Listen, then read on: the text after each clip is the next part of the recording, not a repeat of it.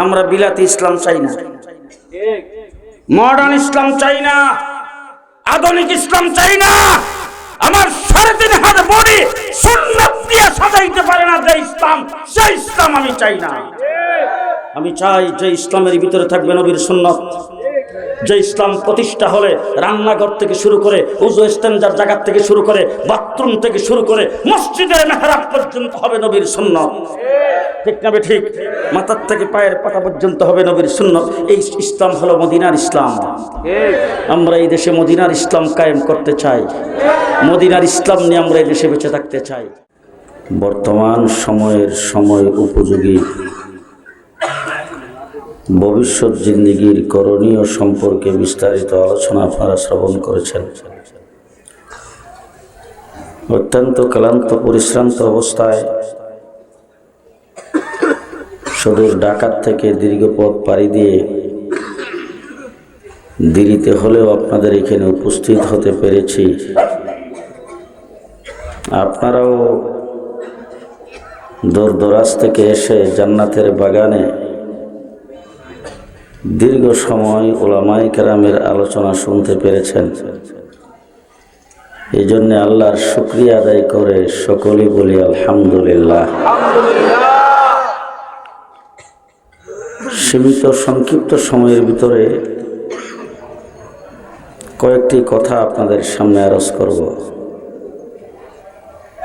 লম্বা টাইম আলোচনা করার আমারও সেই শরীর স্বাস্থ্য হিম্মত নাই, আপনাদেরও দীর্ঘ সময় এখানে বসে থাকার হিম্মত নাই। আমি স্টেজে ওঠার পরে আমার অত্যন্ত স্নেহভাজন আপনাদের এলাকার কৃতি সন্তান হযরত মাওলানা মঞ্জুরুল ইসলাম নাদিম আমার কানে কানে বলছেন, অনেক দিন যাবৎ এইখানে আপনাকে আনার জন্য চেষ্টা চলছিল। অনেক চেষ্টার পরে, বেশ কয়েক বছর চেষ্টা করার পরে আপনি এখানে আসছেন। আলোচনা একটু লম্বা করবেন। আমি এখন বড় দুশ্চিন্তায় আছি, কারণ যেহেতু দেরি হয়ে গেছে, আসছি অনেক দেরি করে।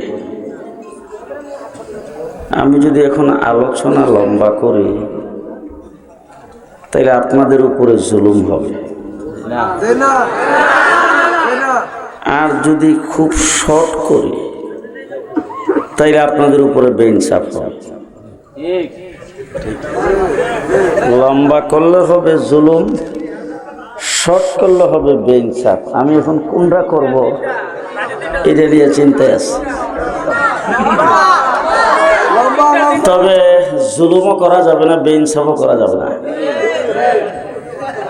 মধ্যম পন্থা অবলম্বন করা লাগবে। আমি আপনাদের এই বেগমগঞ্জ চৌমনি থেকে এ পর্যন্ত আসতে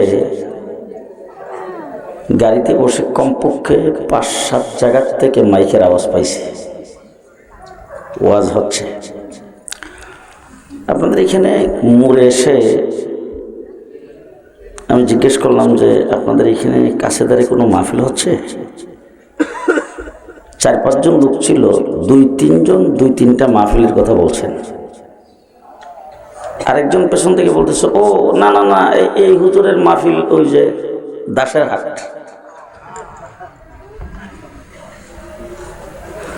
এত যে মাহফিল হইতেছে, এর ভিতরে হিন্দুদের মাহফিল হয় নাকি কিছু? খ্রিস্টানদের? হ্যাঁ, মাহফিল কাদের হয়? হ্যাঁ, আচ্ছা, আপনারা কিছু কথা আপনারা বলবেন, কিছু আমি বলবো। সব ওয়াজ কিন্তু আমি এখন করি না, ওই শেখ হাসিনার মেহমানখানায় যাওয়ার আগে করতাম। মেহমানখানা থেকে যখন বের হয়ে আসছি আর কি, তখন আমি মনে মনে একটা জিনিস চিন্তা করে সিদ্ধান্ত করেছি, 1.5 মাস রিমান্ডে ছিলাম। মোবাইলে ল্যাপটপে আমার ওয়াজ, আমার বক্তব্য একটা একটা শব্দ করে বাজাইছে, আর 1.5 মাস আমাকে নির্যাতন করেছেন। আমি ওখান থেকে চিন্তা ভাবনা করে আসছি যে সামনে ওয়াজ করব ঠিকই, আমি নিজে একা করব না, শ্রোতাদের সাথে নিয়ে করব, কারণ আগামীতে যদি দরা খাই আপনাদের সুদ্ধা। কথা কি বুঝাইতে পারতেছি? এই জন্য আপনারা বলেন তো, এই তো এত ওয়াজ মাহফিল যে হইতেছে, হাজার হাজার নয়, কোন কোন মাহফিলে লক্ষ লক্ষ শ্রোতাদের সমাগম হয়, সারা রাত্র মানুষগুলি আলেম ওলামায়ে কেরামের ওয়াজ নসিহত শোনার জন্য বসে থাকে। আজকে সামনে আসতেছে নির্বাচন, এক এক এলাকায়, প্রত্যেকটি সংসদীয় এলাকায় প্রার্থীরা সেখানে যাইয়া ক্যাম্পেইন করছেন। প্রার্থীদের পেছনে মোটর সাইকেল নিয়ে যারা ঘুরতেছেন, যারা বিভিন্ন বাজারে বন্দরে তাদের সমাবেশে, তাদের উঠান বৈঠকে যোগদান করেন, প্রত্যেকটা মানুষের পেছনে টাকা পয়সা খরচ করা লাগে। কিন্তু আমার বাংলাদেশের একমাত্র সম্মেলন ওয়াজ মাহফিল, যেখানে একটি টাকা পয়সা খরচ করে কোনো মানুষকে আনতে হয় না। মানুষগুলি পঙ্গপালের মতো সেখানে নিজের পকেটের পয়সা খরচ করে আসেন, সারা রাত্র অতিবাহিত করে দেন। এর দ্বারা আমি কি বুঝছি সেটা পরে বলবো, আপনারা কি বুঝছেন? দেশটা হিন্দুরা কার দেশ? জি, দেশটা মুসলমানের দেশ, ঠিক কিনা বলেন?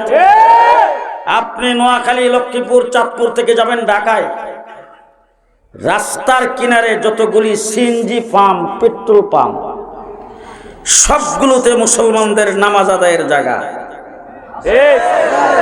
হিন্দুদের পূজা মণ্ডপ, জি, মন্দির আছে, গির্জা, চার্চ কিচ্ছু নাই। আপনার যান Noakhali DC office, SP office, যান বাংলাদেশের কোনো কোর্ট কাছারি, যান বাংলাদেশের কোনো থানায়, যান বর্ডার অঞ্চলের কোনো বিডিআর ক্যাম্প, যেখানে যাবেন সেখানে হিন্দু, বৌদ্ধ, খ্রিস্টানদের কোনো ইবাদতখানা নাই, মুসলমানদের মসজিদ আছে, নামাজ আদায়ের জায়গা আছে। এর দ্বারা কি বোঝা যায় দেশটা কার? দেশটা মুসলমানের দেশ। তবে একটা জিনিস আমি আপনাদের জানি না, আপনাদের ভাষা হইল নোয়াখালীর ভাষা, আর আমার ভাষা হইল ব্রাহ্মণবাড়িয়া কুমিল্লার ভাষা। দেশের বাড়ি ব্রাহ্মণবাড়িয়া, থাকি ঢাকায়। আপনাদের ভাষা আমি জানিও না, আমি এগুলি বলতেও পারি না, আপনারা বললে ভালো করে বুঝিও না। আমার কথা আপনারা বুঝেন তো? কথা বুঝতেছেন তো? যদি বুঝে থাকেন তাইলে আমার কথার সাথে জবাব দিবেন, যেই ঘরে মাল নাই সেই ঘরের দিকে চোরেরও নজর নাই। দেখবেন গরিব মানুষ দরজা খুললে ঘুমাইতেছে, এর দরজা লাগাই ঘরে চিন্তা নাই, কারণ এর ঘরে মাল নাই, চুরাইব, এর চুরের কোনো চিন্তা নাই। যেখানে মাল আছে সেখানেই চুরের নজর আছে না নাই? আছে না নাই? আরে মাল যেখানে আছে সেখানেই চুরের নজর আছে। বাংলাদেশে ইসলামের মাল আছে, কোরআনের মাল আছে, মুসলমানদের মাল আছে, আল্লাহ আল্লাহ রাসূলের মাল আছে। এই জন্য নাস্তিক মুরতাদ বাওয়ালদের নজরও আছে। মাল নাই, চুরের নজর নাই। এখন আমি জিজ্ঞেস করতে চাই, চুরের সাহস বেশি না মালদারের সাহস বেশি? বাড়িওয়ালার সাহস বেশি না চুরের সাহস বেশি? চোর আইছে 10 জন, বাড়িওয়ালা আমার মতো এরকম মেরেক্কা, এটা যে বাসার মধ্যে শুইছে, ওর আবার ডায়াবেটিস নাই, এক ঘুমে 7 থেকে ফজর। এমন লোক আছে না অনেকে? আর বাড়িওয়ালা যে বাড়িওয়ালি, মানে তার যে বেগম, এত সাহসী, চোর আইছে করে শুনলে হাঁটফিল, এত সাহস। আর ছোট ছোট দিতে বাচ্চা কাচ্চা, আর কেউ নাই। চোর আইছে 10 জন। কয়জন? 10 জন। বাইরে এসে দরজার মধ্যে দাঁড়াইছে, দাঁড়ায় এখন পায়তারা করতেছে। দরজাটা ভাঙ্গে ভিতরে ঢুকবে, তালা ভাঙ্গে ভিতরে ঢুকবে, নিচে দিয়ে সিংকুরের ভিতরে ঢুকবে, নাকি বেড়া কাটতে ভিতরে ঢুকবে, কেমনে ঢুকা যায়, ঢুকার পন্থা কি, এরকম পায়তারা করতেছে দরজায় দাঁড়াইয়া। বাড়িওয়ালা যে ঘুমাইছে, ঘুমের মধ্যে অনেক মানুষে দেখেন ডাইনি বামে করট ফিরে, তার ঘুম ভাঙে না। আবার করট ফিরার সময় যদি গলার মধ্যে একটু শ্বাস আটকায়, ঘুমের তাই খেয়ে গলাটাকে পরিষ্কার করে।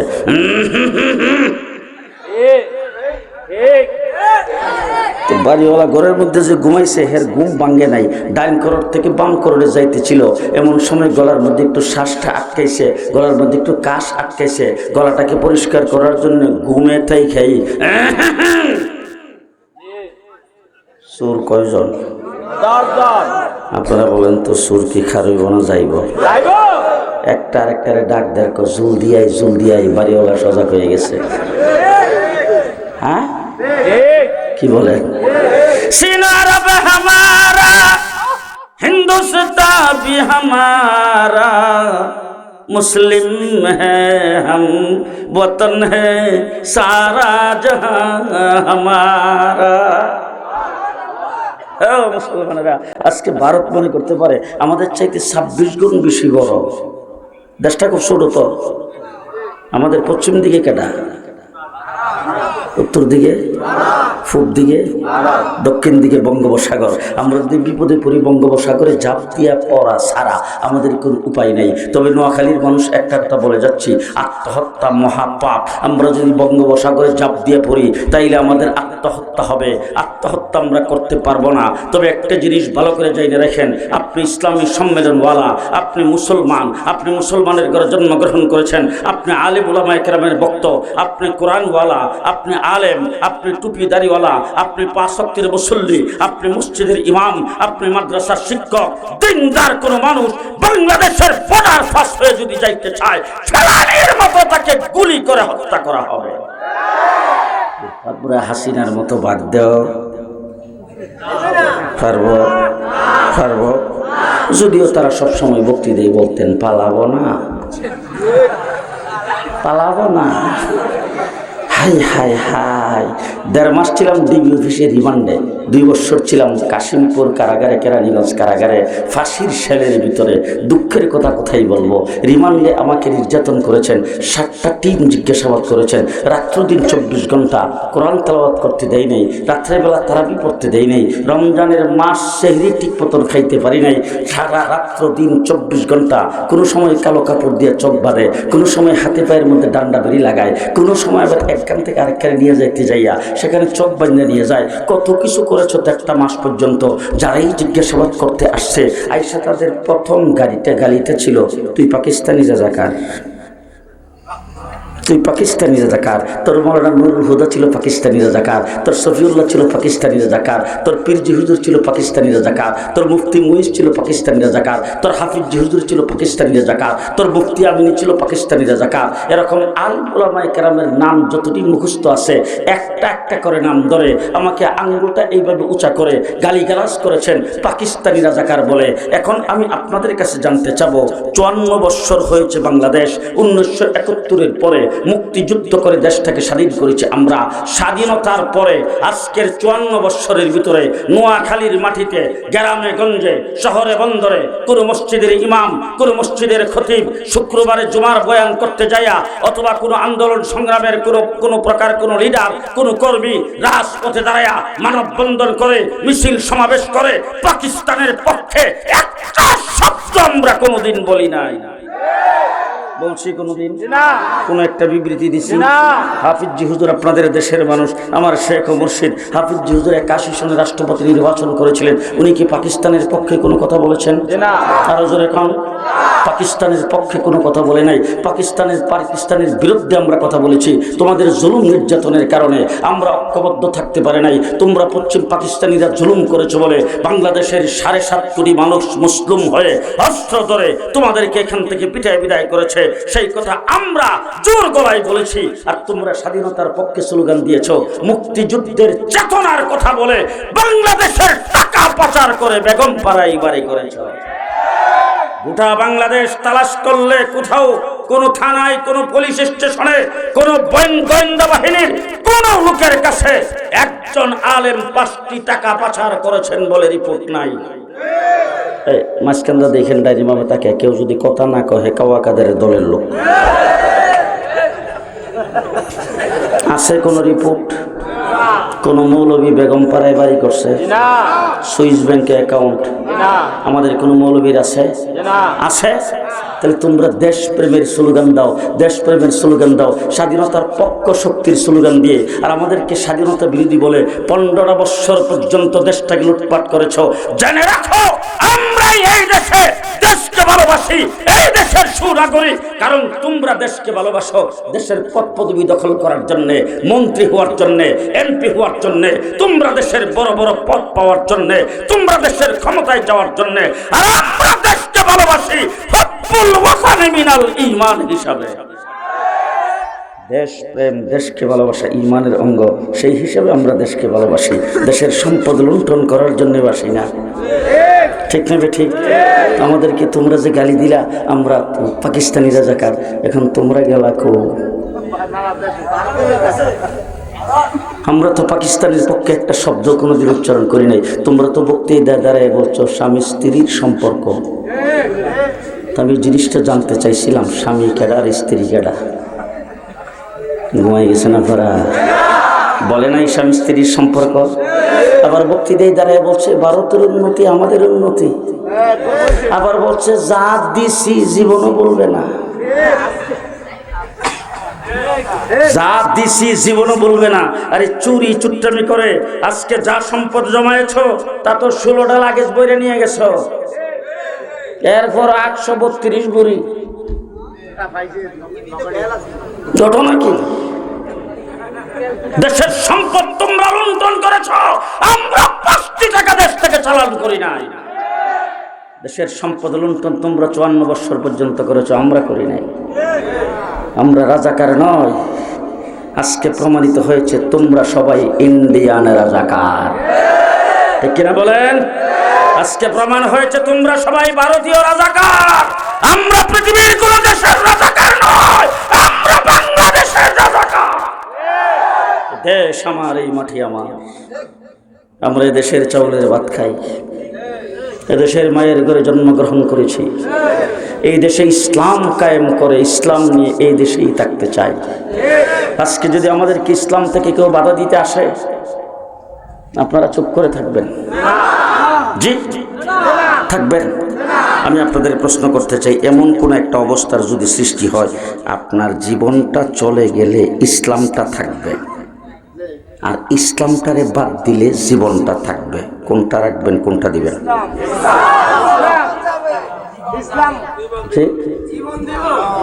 আল্লাহ কাঠায় দেব ঈমান, আস্তে করে আস্তে, জীবন দিয়ে দেব, ইসলাম দেব না। কে কে রাজি আছেন হাত তুলে দেখান। জীবন দিয়ে দেব, ঈমান ইসলাম দেব না। আমরা মৃত্যু পর্যন্ত ইসলাম নিয়ে থাকতে চাই। 2 নম্বর, আমার বাংলাদেশে আমার সন্তানেরা কিয়ামত পর্যন্ত মুসলমান হয়ে থাকবে, দেশটা মুসলমান হিসাবেই থাকবে। ঠিক না ঠিক? 2 নম্বর কথা, নিখুঁত মুসলমানের দেশ বাংলাদেশ। হ্যাঁ, জার্মানি গেলাম, ফ্রান্সে, জার্মানি একটা মসজিদ আমাকে দেখাইতে নিল। মসজিদটা বিশাল মসজিদ, আপনাদের এই প্যান্ডেলটার সমান, শুধু মসজিদটা। এর চতুর্দিকে আবার কোথাও হল রুম, কোথাও মিঠে সিটিং রুম, কোনো জায়গার মধ্যে আবার এখন ক্যান্টিনও আছে, অনেক কিছু। সামনে বিশাল কার পার্কিং, কার পার্কিংয়ের চতুর্দিকে সুন্দর ফুলের বাগান। ঘুরাই ফেরাই মসজিদ দেখাইবার পরে মসজিদের পাশেই একটা হলের মধ্যে আমার প্রোগ্রাম।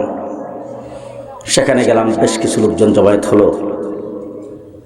যাওয়ার পরে যখন বসছি তখন তারা বলতেছে, হুজুর যেই মসজিদ আপনি ভিজিট করে আসলেন সেই মসজিদের ইমাম সাহেবের আজকের এখানে দাওয়াত আছে, উনিও দাওয়াত কবুল করেছেন, তিনিও আসবেন। আমি তখন মনে মনে ভাবতেছি, এত বড় মসজিদের ইমাম, না জানি কত বড়।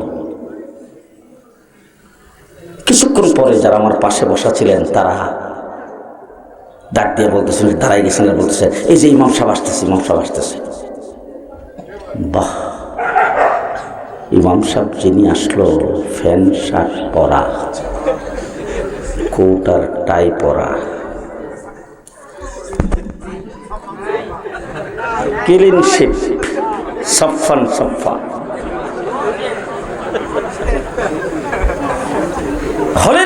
প্রবেশ করে তিনি একটা ছোট হাতের মধ্যে একটা ছোট ব্যাগের ভিতরে একটা ডায়েরি, ওই ডায়েরির থেকে একটা ক্যাপ টুপি খুললে মাথায় দিলেন, দিয়া বসলেন।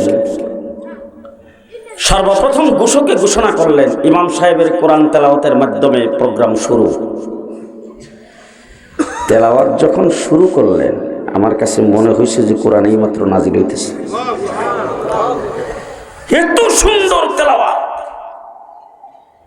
তেলাওয়াত শেষ করার সাথে সাথে আমি তার হাতে চাইপা ধরলাম, দইরা দুবাসীকে বললাম যে তাকে জিজ্ঞেস করেন, এত বড় মসজিদের ইমাম, নিশ্চয় সে হাফেজে কোরআন এবং ভালো আলেম, কিন্তু তার লেবাস পোশাক বিজাতিদের, মুখে দাড়ি নাই, ক্লিন শেভ, ঘটনা কি? তাকে যখন জিজ্ঞাসা করা হলো সে মাথা নিচের দিকে দিয়ে 1-2 মিনিট চুপ করে রইল, মাথাটা উঁচু করে তারপরে বলল, আমরা তার কি বাড়ি হইল তুরস্কে, আমরাও হানাফি, আমাদের দেশ হানফি মাযহাবের দেশ, আমরা ইমাম আবু হানিফা রাহমাতুল্লাহ আলাইহির মাযহাবকে ফলো করি। আমি মিশর জামিয়া আজহার বিশ্ববিদ্যালয়ে লেখাপড়া করেছি, সেখান থেকে ডক্টরেট করেছি। আমি এখানে আমার দেশের সরকারি ইমাম। আস্তে করে বলে, আমার দেশে ইমামতি করতে হইলে ফ্যান শার্ট পরেও চলে, দাড়ি না থাকলেও চলে। আমি তখন জোর গলায় বললাম, শোনো, আমার দেশের মসজিদের মুসল্লি দাড়ি চাষা, মসজিদের সভাপতি সেক্রেটারি দাড়ি চাষা, কিন্তু ইমাম যদি দাড়ির আগাদা কাটে, এমন ইমামের পেছনে মুসল্লি নামাজ পড়ে না। সাথে সাথে দাড়ি চাষা মানুষটা ইমাম সাহেবকে টান্দা নামাই দিয়ে বলবে, দাড়ি কেটে ইমামতি করতে আসলে কেন? এটার একমাত্র কারণ হলো উলামায়ে দেওবন্দ নবীর সুন্নাতকে ঘরে ঘরে পৌঁছে দিয়েছে। একমাত্র সুন্নতের উপর আমলকারী মুসলমানের দেশ হলো বাংলাদেশ। এই দেশে ইসলাম থাকবে, আমরা থাকবো। সবাই কয়েন না, ইসলাম থাকবে, আমরা থাকবো। বিশ্বাস হয়েছে না? বিশ্বাস হয়েছে না? আমি জানি না আপনারা আমার সাথে একমত হবে কিনা। আমি পরিষ্কার ভাষায় বলছি, বাংলাদেশে ইসলাম থাকবে না, আমি জুনায়েদ আল হাবিব এক মুহূর্ত থাকবো না। এই দেশ থেকে ইসলামকে যদি কেউ ধ্বংস করতে আসে, আমাদের লাশের উপর পাড়া দিয়া যাইতে হবে। আমরা জিন্দা থাকতে ইসলামের উপর আক্রমণ করতে দেব না। রাজি আছেন? রাজি আছেন? রাজি আছেন? ইসলাম থাকবে, আমরা থাকবো। ঠিক কিনা বলেন? ঠিক কিনা বলেন? ইসলামকে নিয়ে কাটসাট করবা, তা হবে না। ইব্রাহিম আলাইহিস সালামের কথা আপনারা শুনছেন না বোধ কোনো সময়? নাম শুনছে? আচ্ছা বলেন তো, ইব্রাহিম আলাইহিস সালাম আমাদের কি লাগে? হ্যাঁ, আপনাদের নোয়াখালীর মুসলমানদের জাতির পিতা ইব্রাহিম আলাইহিস সালাম। ঢাকারও সারা বিশ্ব মুসলিমের জাতির পিতা হযরত ইব্রাহিম আলাইহিস সালাম 2031 পর্যন্ত, 2041 কতদিন পর্যন্ত? কিয়ামত পর্যন্ত। এবার আপনাদেরকে প্রশ্ন করতে চাই, মুসলিম জাতির পিতা যে ইব্রাহিম আলাইহিস সালাম, এই বিলটা মনে হয় শেখ মুজিবের সময় সংসদে পাস হয়েছিল, জিয়াউর রহমানের সময়, এরশাদ চাচার সময়। ও তাইলে মনে হয় খালেদা জিয়া করছিল। বিল কোথায় পাস হয়েছে? জি, মিল্লাত আবিকুম ইব্রাহিম হুয়া সাম্মাকুমুল মুসলিমিন। বিল পাস করেছেন কে? আরো জোরে, কে? এবার আপনাদের সামনে প্রশ্ন, নোয়াখালী শহরে, লক্ষ্মীপুর শহরে, মাইজদি শহরে, আপনাদের এখানকার চাটখিল শহরে, কুমিল্লা শহরে, ফেনী শহরে, চট্টগ্রাম শহরে, অর্থাৎ গোটা বাংলাদেশ নয়, গোটা পৃথিবীর কোনো শহরে, কোনো গ্রামে, কোনো জায়গায় ইব্রাহিম আলাইহিস সালাম মুসলিম জাতির পিতা, এর বিরুদ্ধে কোনো মিছিল, কোনো বিবৃতি, কোনো স্লোগান, কোনো মানববন্ধন, কোনো সমাবেশ, কোনো বক্তৃতা, কথা পরিষ্কার বলবেন হয়েছে? কিয়ামত পর্যন্ত হবে। পরিষ্কার বোঝা গেল জাতির পিতা, জাতির জনক, মুসলিম জাতির পিতা, জাতির জনক সংসদে বিল পাস করে হয় না। কাহারও বাবাকে জাতির উপরে জাতির জনক বলে, জাতির পিতা বলে বাধ্য করে চাপায়া দেওয়া যায় না। যদি চাপায়া দেয় কিছুদিন পরে গুড়ার ডিমে পরিণত হয়ে যায়। ঠিক কিনা বলেন? মুসলিম জাতির পিতা হযরত ইব্রাহিম আলাইহিস সালাম কিয়ামত পর্যন্ত চলবেন। নাম হইল খলিলুল্লাহ। নাম খলিলুল্লাহ। আল্লাহ পাক বলছেন, তোমার সন্তানকে আমার রাস্তায় জবাই করে দাও। সন্তান জবাই করতে নিছে, সন্তান জবাই হয় নাই, জান্নাতি দুম্বা জবাই হয়ে গেছে। সন্তানের নাম হয়ে গেল জাবিহুল্লাহ। ইব্রাহিম, ইসমাইল, জাবিহুল্লাহ। আল্লাহ ডাক দেখে ইব্রাহিম ঘর বানাও। হযরত ইব্রাহিম আলাইহিস সালাম রাজমিস্ত্রি, জাবিহুল্লাহ ইসমাইল যোগালী, দুইজনে মিলে বানাইছে ঘর, মাদ্রাসা। ঘরটা যখন কমপ্লিট হয়েছে, হযরত ইব্রাহিম আলাইহিস সালাম ঘরের চৌকাঠে দাঁড়ায়া আল্লাহরে ডাক দিয়া কয়, রব্বানা তাকাব্বাল মিন্না ইন্নাকা আনতাস সামিউল আলিম। আল্লাহ ঘরটা বানাইছি, তুমি ঘরটা কবুল আর মঞ্জুর করো। আল্লাহ ডাক দেখে ইব্রাহিম খালি কবুল করো, শেষ করলাম না। তোমার নাম খলিলুল্লাহ, তোমার ছেলের নাম জাবিহুল্লাহ, দুইজনে মিলে ঘর বানাইছো মাদ্রাসা। মাদ্রাসার নামও রাখলাম বাইতুল্লাহ। মাদ্রাসার কি নাম? বাইতুল্লাহ। পরিষ্কার ভাষায় বলে রাখি, আমরা কিন্তু লেস কাটা না। আমরা এদেশে ঘর জামাই থাকি, আমরা এদেশের বাড়িটা, আমরা বাড়িটাও না, ঘর জামাইও না, মামুর বাড়ির বাদাইও না। আমাদের কিন্তু যোগসূত্র আছে। হ্যাঁ, আল্লাহ ডাক দেখো ঘর বানাইছো মাদ্রাসা, মাদ্রাসার নাম বাইতুল্লাহ। এবার পরীক্ষা যা তোমার কাছ থেকে নেওয়ার দরকার ছিল, আমার সব পরীক্ষা নিয়ে নিছি। সমস্ত পরীক্ষায় তুমি A+, গোল্ডেন প্লাস। এখন পুরস্কার দেওয়ার পালা। পুরস্কার আমি তোমাকে দিব, তুমি যা চাও। আপনারা আমার বাংলা কথা বুঝতেছেন না?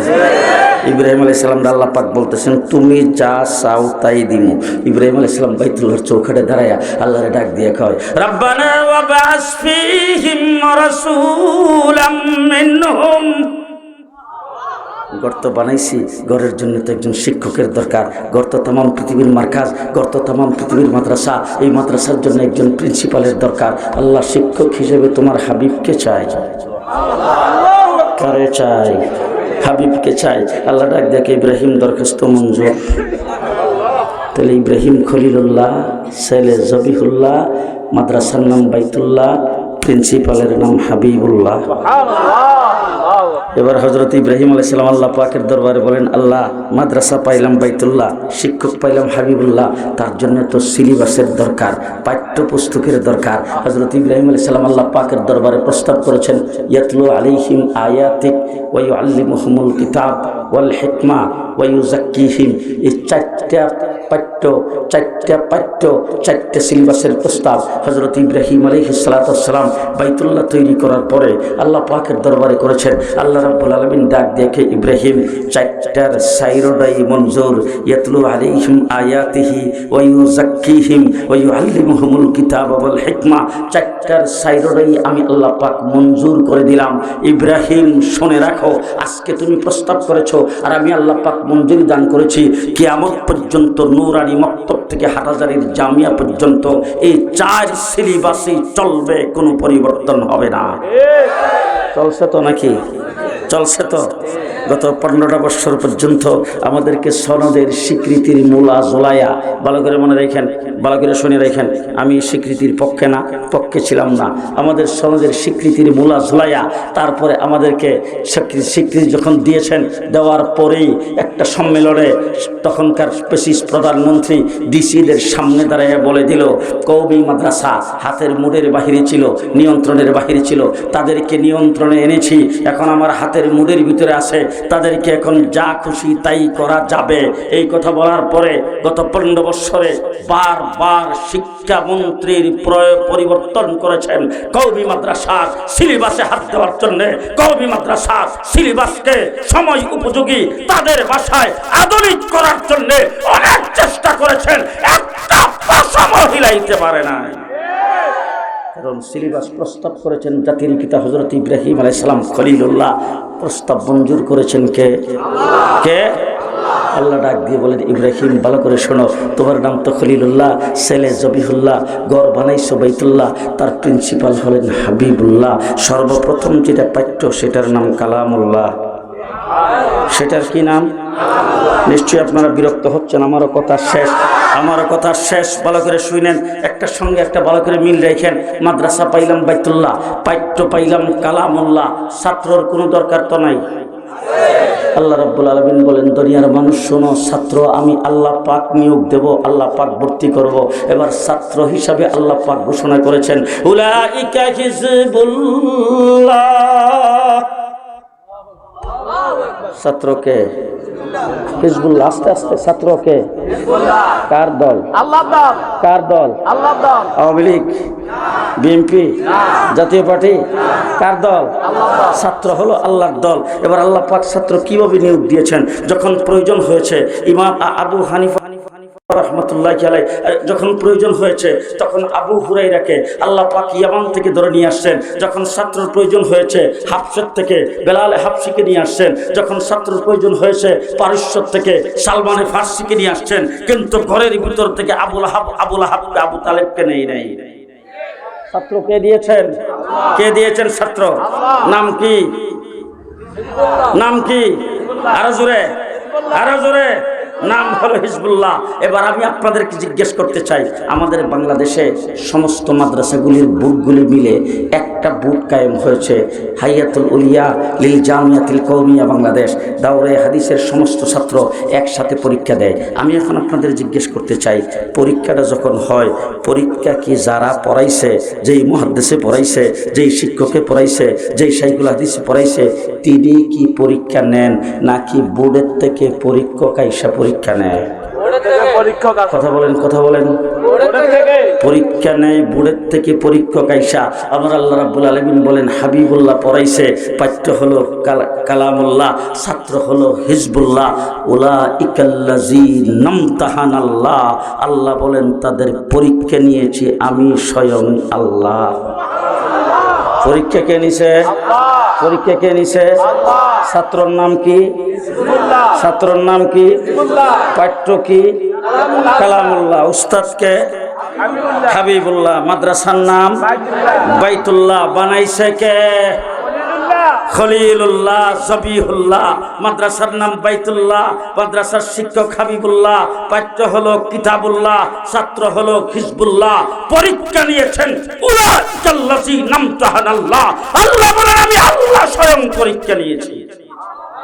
এবার পরীক্ষা যখন আল্লাহ পাক নিছেন, রেজাল্ট বোধহয় দিবেন আপনাদের চেয়ারম্যান সাহেব। জি না, রেজাল্ট দিব কি প্রেসিডেন্ট? যিনি পরীক্ষা নিছেন তিনি রেজাল্ট দিবেন। বোর্ডের থেকে পরীক্ষা হয়, বোর্ডের থেকে রেজাল্ট প্রকাশিত হয়। আল্লাহ পাক বলেন, পরীক্ষা নেওয়ার পরে আমি আল্লাহ পাক রেজাল্ট ঘোষণা করছি কিয়ামত পর্যন্ত আগত সকল মানুষের জন্য। ভালো করে তোমরা মনে রেখো, রাদিয়াল্লাহ। বলেন রাদিয়াল্লাহ। ছাত্র হিজবুল্লাহ, পাঠ্য কিতাবুল্লাহ, শিক্ষক হলো হাবিবুল্লাহ। পরীক্ষা নিয়েছেন আল্লাহ, সার্টিফিকেট রাদিয়াল্লাহ। কতদিন পর্যন্ত? এবার আপনাদের নোয়াখালীতে, আপনাদের লক্ষ্মীপুরে নামটা শুনেন, আবু বকর সিদ্দিক আস্তে আস্তে। আবু বকর সিদ্দিক রাদিয়াল্লাহ, ওমর ইবনুল খাত্তাব রাদিয়াল্লাহ, উসমান গনি রাদিয়াল্লাহ, হযরতে আলী রাদিয়াল্লাহ, হযরতে হাসান রাদিয়াল্লাহ, হযরতে হুসাইন রাদিয়াল্লাহ, হযরতে আবু হুরায়রা রাদিয়াল্লাহ, হযরতে তলহা রাদিয়াল্লাহ, হযরতে জুবাইর রাদিয়াল্লাহ, হযরতে আবু আমির মুয়াবিয়া রাদিয়াল্লাহ, হযরতে হামজা রাদিয়াল্লাহ, হযরতে বেলাল রাদিয়াল্লাহ। শোনা মাত্র সাহাবীর নাম শোনা মাত্র রাদিয়াল্লাহ, আরো আসতে রাদিয়াল্লাহ, কে দিয়েছেন সার্টিফিকেট? সাহাবীর নাম শোনা মাত্র রাদিয়াল্লাহ। চলবে কতদিন? কিয়ামত পর্যন্ত। চলবে কতদিন? সাহাবীর নাম শোনা মাত্র রাদিয়াল্লাহ। আল্লাহ পাক বলছেন আমি তাদের উপরে রাজি। আমি আবার আপনাদের প্রশ্ন করতে চাই, আল্লাহ যাদের উপরে রাজি তাদের ঠিকানা জান্নাত। আস্তে আস্তে আস্তে, জান্নাত। আল্লাহ যাদের উপর রাজি তাদের ঠিকানা জান্নাত। এবার পরিষ্কার ভাষায় বলছি, সাহাবীয়ে নবী জান্নাতি, জান্নাতি। সাহাবীয়ে নবী জান্নাতি। আস্তে আস্তে, সাহাবীয়ে নবী জান্নাতি, সাহাবীয়ে নবী জান্নাতি, সাহাবীয়ে নবী জান্নাতি। এবার আল্লাহ রাব্বুল আলামিন বলেন, দুনিয়ার মানুষ ভালো করে শুনে রাখো, আল্লাহ পাকের পক্ষ থেকে হুজুর গান দিনের কাছে শুনেছি, ভালো করে শুনেন, ভালো করে শুনেন। ইব্রাহিম খলিলুল্লাহ, তার ছেলে হলো জবিহুল্লাহ, ঘর বানাইছে বাইতুল্লাহ, মাদ্রাসার নাম বাইতুল্লাহ, তারপরে তার শিক্ষক হলো হাবিবুল্লাহ, পাঠ্য হলো কিতাবুল্লাহ, কালামুল্লাহ, তারপরে ছাত্র হলো হিজবুল্লাহ। পরীক্ষা নিয়েছেন স্বয়ং আল্লাহ, সার্টিফিকেট দিয়েছেন রাদিয়াল্লাহ। ফাইন আমানু বিমিসলি মা আমানতুম বিহি ফাকাদ ইহতাদা। নামাজের, ফরজের, ওয়াজিবের, সুন্নতের, মুস্তাহাবের, সালাতুত তাসবিহ, সালাতুল হাজত, সালাতুত তওবা, এরপর আওয়াবিন, চার, এরশাদ, তাহাজ্জুদ, যত প্রকারের নামাজ পড়ো, প্রত্যেক নামাজের প্রত্যেক রাকাতে ইহদিনাস সিরাতাল মুস্তাকিম, আল্লাহ তোমার কাছে সিরাতুল মুস্তাকিমের হেদায়েত চাই। আল্লাহ পাকের দরবারে চাও। আমার আল্লাহ পাক বলেন, দুনিয়াবাসী যারা আমার কাছে হেদায়েত চাইতেছো, তোমরা ভালো করে শোনো। ফাইন আমানু বিমিসলি মা আমানতুম বিহি ফাকাদ ইহতাদা। যদি সাহাবায়ে কেরামের মতো ঈমান যদি আনতে পারো, ফাকাদ ইহতাদা, তুমিও হেদায়েত পাইবা। কথা কয় না, ঠিক না? ঠিক। সাহাবায়ে কেরামের মতো ঈমান আনলে তুমি হেদায়েত পাইবা। এই আয়াতের সূত্র ধরে আমি আপনাদের সামনে বলতে চাই, সাহাবীদের সার্টিফিকেট হলো রাদিয়াল্লাহ, সাহাবীদের পাঠ্য হলো কিতাবুল্লাহ, সাহাবীদের পরীক্ষা নিয়েছেন আল্লাহ, উস্তাদ হলেন হাবিবুল্লাহ, মাদ্রাসা হলেন বাইতুল্লাহ। পরিষ্কার ভাষায় বলতে চাই, এই সমস্ত সাহাবায়ে কেরামকে যারা মিয়ারে হক হিসেবে মানবে, যারা সত্যের মাপকাঠি হিসেবে তাদেরকে অনুকরণ করবে, ওই সমস্ত ব্যক্তি হবে রাহমাতুল্লাহ। কি হবে? কি হবে? রহমতুল্লাহ। আর যারা তাদেরকে না মানবে লানতুল্লাহ। মানলে না মানলে না মানলে লানতুল্লাহ। এবার আপনাদের সামনে প্রশ্ন, হাফিজ জি হুজুর, নুরুল হুদা, পীর জি হুজুর, শামসুল হক ফরিদপুরি রহমতুল্লাহ, ও আমার ভাইরা আল্লামা আহমদ শফি রহমতুল্লাহ, জুনায়েদ বাবনগরী রহমতুল্লাহ, নূর হোসেন কাসিমি রহমতুল্লাহ, যারা মানবে কিয়ামত পর্যন্ত রহমতুল্লাহ, যারা না মানবে লানতুল্লাহ। পূজা মণ্ডপে যায় কইব পূজার রোজা। কৃষ্ণ আর বিষ্ণু, ঈসা, মোহাম্মদ, মুসা একই শান্তির বাহক। লানতুল্লাহ। আস্তে লানতুল্লাহ। মানলে রহমতুল্লাহ, না মানলে লানতুল্লাহ। মন থাকবো তো? মন থাকবো তো? আমরা বিলাতি ইসলাম চাই না, মডার্ন ইসলাম চাই না, আধুনিক ইসলাম চাই না। আমার 3.5 হাত বডি সুন্নাত দিয়ে সাজাইতে পারে না যে ইসলাম, সেই ইসলাম আমি চাই না। আমি চাই যে ইসলামের ভিতরে থাকবে নবীর সুন্নাত, যে ইসলাম প্রতিষ্ঠা হলে রান্নাঘর থেকে শুরু করে, উযু ইস্তেঞ্জার জায়গা থেকে শুরু করে, বাথরুম থেকে শুরু করে, মসজিদের মেহরাব পর্যন্ত হবে নবীর সুন্নাত। ঠিক না? ঠিক। মাথার থেকে পায়ের পাতা পর্যন্ত হবে নবীর সুন্নাত। এই ইসলাম হলো মদিনার ইসলাম। আমরা এই দেশে মদিনার ইসলাম কায়েম করতে চাই, মদিনার ইসলাম নিয়ে আমরা এই দেশে বেঁচে থাকতে চাই। আল্লাহ আমাদের সবাইকে কবুল করুক, আল্লাহ সবাইকে কবুল করুক, আমাদের ঈমানকে মজবুত করুক, আমাদের ইয়াকিনকে সহি করুক। আল্লাহ তাবারক ওয়া তাআলা হকের পথে দাইম ও কায়েম থাকার তৌফিক দান করুক।